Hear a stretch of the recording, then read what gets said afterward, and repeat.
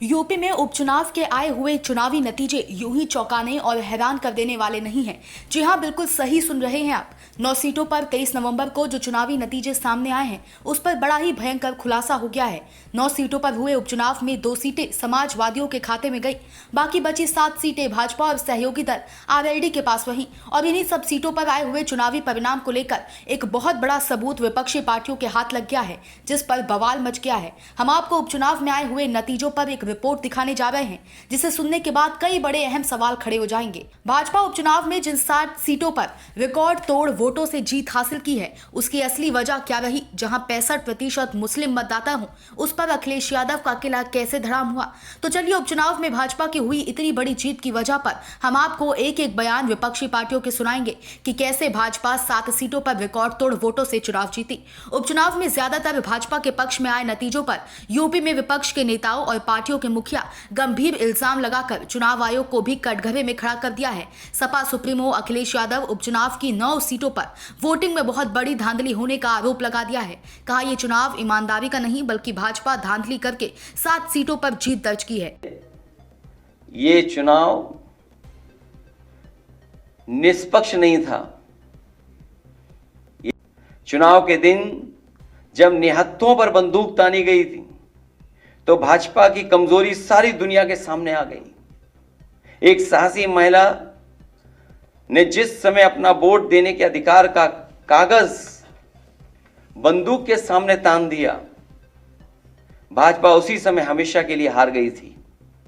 लोकतंत्र में ऐसा तमाचा आज तक किसी ने नहीं मारा जिसकी गूंज भाजपाइयों को रात में सोने नहीं देगी। ये नए जमाने की इलेक्ट्रॉनिक बूथ कैप्चरिंग है। ये नए जमाने की इलेक्ट्रॉनिक बूथ कैप्चरिंग का मामला है, जो कोर्ट की निगरानी में होने वाली मतगणना में कैमरे के सामने हेराफेरी कर सकते हैं, वो अपने लोगों के बीच बूथ के बंद कमरे में क्या नहीं कर सकते।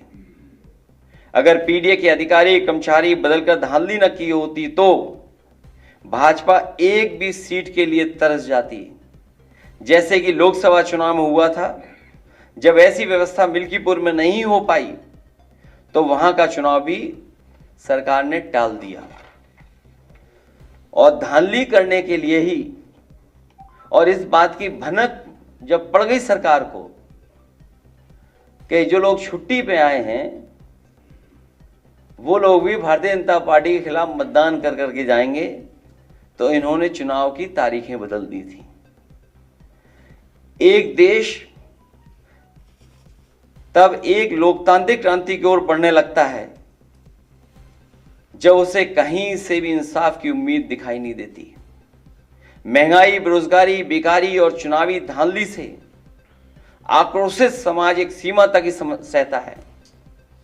इतनी सी बात तो अनपढ़ भी समझता है कि पेट की आग कभी भी उसको नहीं जिता सकती जिसने रोटी छीनी हो। अखिलेश यादव के इसी बयान के बाद बसपा सुप्रीमो मायावती ने भी भाजपा की जीत होने पर भयंकर इल्जाम लगा दिया। यही नहीं, मायावती तो उपचुनाव में आए हुए परिणाम को देखकर आगे से चुनाव न लड़ने का ऐलान भी कर दिया है, जिसके बाद से यूपी की सियासत में और भूचाल आ गया है। मीडिया को मैं ये अवगत कराना चाहती हूँ कि यूपी में 9 विधानसभा की सीटों पर हुए उपचुनाव में इस बार जो वोट पड़े हैं और उसके बाद जो कल नतीजे आए हैं, तो उसको लेकर अब ये आम चर्चा है। मैं खुद नहीं कह रही हूँ, ये लोगों में आम चर्चा है कि पहले देश में बैलेट पेपर के जरिए चुनाव जीतने के लिए सत्ता का दुरुपयोग करके फर्जी वोट डाले जाते थे, और अब तो ईवीएम के जरिए भी ये कार्य किया जा रहा है, जो लोकतंत्र के लिए बड़े दुख व चिंता की बात है। इतना ही नहीं, बल्कि देश में लोकसभा व राज्यों में विधानसभा आम चुनाव के साथ साथ खासकर उपचुनावों में तो अब ये कार्य काफ़ी खुलकर किया जा रहा है। और ये सब हमें हाल ही में हुए यूपी के उपचुनाव में काफ़ी कुछ देखने के लिए मिला है। और इस बार महाराष्ट्र स्टेट में विधानसभा के हुए आम चुनाव में भी इसको लेकर काफ़ी आवाज़ें उठाई जा रही हैं। ये अपने देश में यहाँ लोकतंत्र के लिए बहुत बड़ी खतरे की घंटी भी है। ऐसी स्थिति में अब हमारी पार्टी ने ये फैसला लिया है कि जब तक देश में फर्जी वोटों को डालने से रोकने के लिए देश के चुनाव आयोग द्वारा कोई सख्त कदम नहीं उठाए जाते हैं,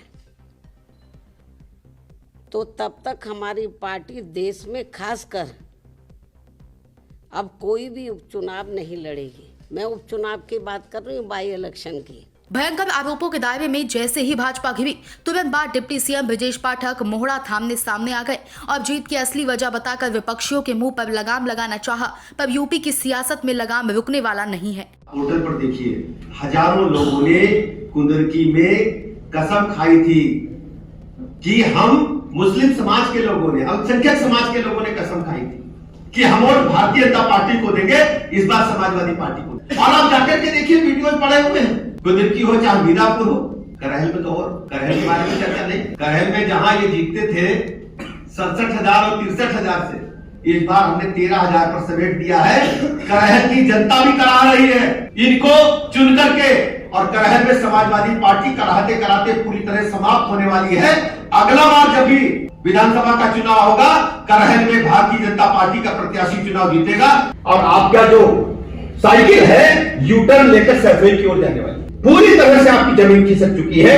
चाहे मजवा हो या महाराष्ट्र, हर जगह भाजपा, चप्पा चप्पा भाजपा का नारा बुलंद हो रहा है। Bureau report DK Tripathi.